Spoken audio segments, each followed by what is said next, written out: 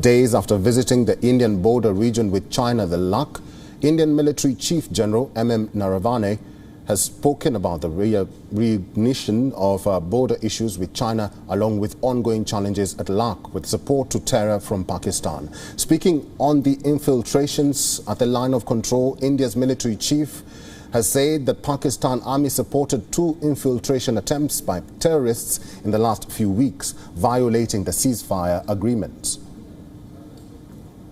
Well, the ceasefire understanding was reached towards the end of February. And from February till almost end June, beginning July, there were no ceasefire violations whatsoever.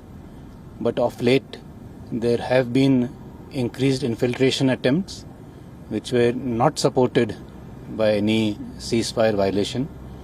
But in the last week or 10 days, there have been now 2 ceasefire violations also.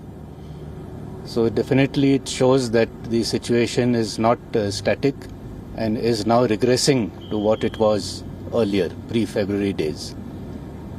We have conveyed through hotline messages and through the DGMO level talks that take place every week that this does not augur well for the understanding that we have, and they should not give support to any such activities, and especially not to any terror-related activities which are obviously cannot take place unless they have the support of the Pakistani army.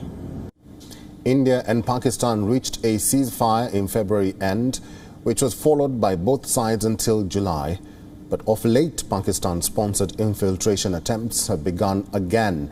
General Naravane pointed out to 2 such violations that took place in the last 10 days, after which India relayed its message to Pakistan via hotline and military commander level talks that such cross-border activity will not be tolerated and that the Pak army should not back it.